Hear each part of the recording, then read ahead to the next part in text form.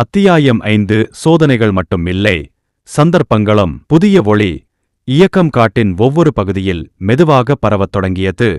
அரியனின் எண்ணம் என்னவென்றால், பயம் இல்லாமல் வாழ்க்கை வாழ வேண்டும். இருப்பினும் இந்த மாற்றத்தை எவரும் கை தட்டி வரவேற்கவில்லை. சிலர் சந்தேகத்துடன் பார்த்தனர், சிலர் எதிர்க்கத் தொடங்கினர். அக்ரோர் பதிலடி எடுக்கிறார். பழைய அரசன் அக்ரோர் கண்ணுக்கு தெரியாமல் பதிலடி எடுக்கத் தொடங்கினான். அவன் சில சிங்கங்களை தனக்கு விசுவாசமாக வைத்துக் கொண்டான். அவர்கள் இரவில் பயங்கர சத்தங்களை எழுப்பி காட்டில் பதற்றத்தை தூண்டினர். ஒருநாள் புலி குடியிருப்புகள் அருகே பெரிய தீயை தூண்டினார்.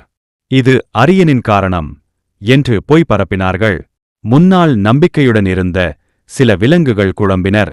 அரியன் அதற்கேற்ப மோன பதில் அளித்தான். அவனது தோழிகள் சாரா, அபி மற்றும் மோகனுடன் சேர்ந்து காட்டில் விலங்குகளை பாதுகாக்க ஆரம்பித்தார்.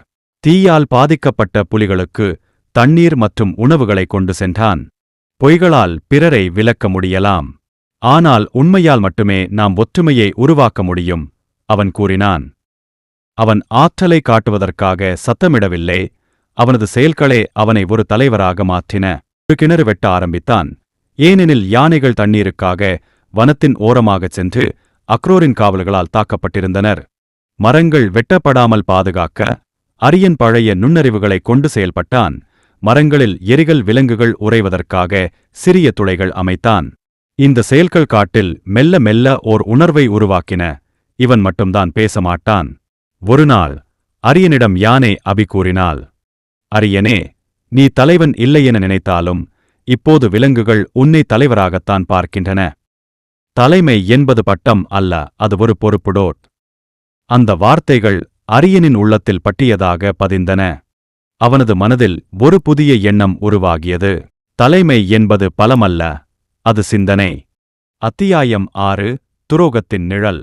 புதிய ஒளி இயக்கம் வலுவடையத் தொடங்கியது. காட்டின் பல பகுதிகளில் அரியனின் பெயர் விரிந்தது.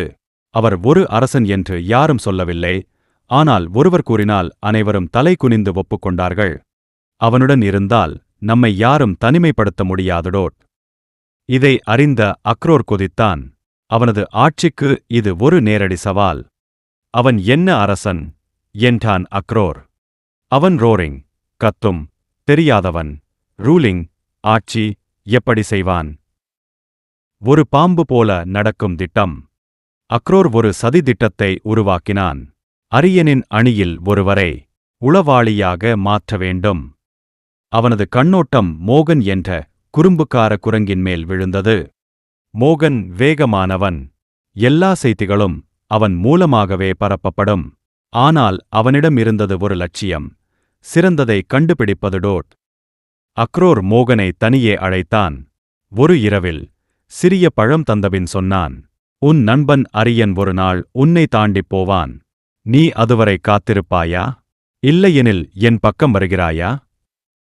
மோகன் குழப்பத்தில் உறைந்தான். அவன் உள்ளத்தில் ஒரு பக்கம் அரியனின் உண்மை, மற்றொரு பக்கம் சக்தி என்ற ஆசை.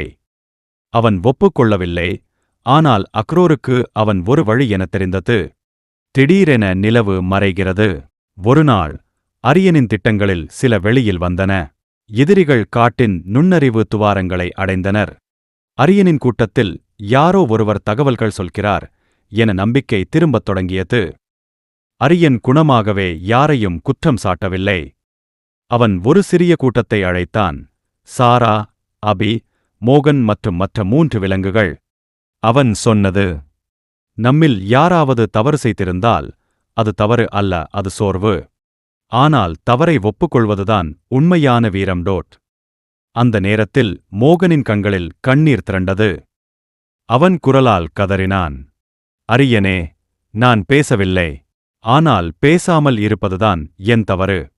நான் அவரை எதிர்த்து நின்றுவிடவே இல்லை.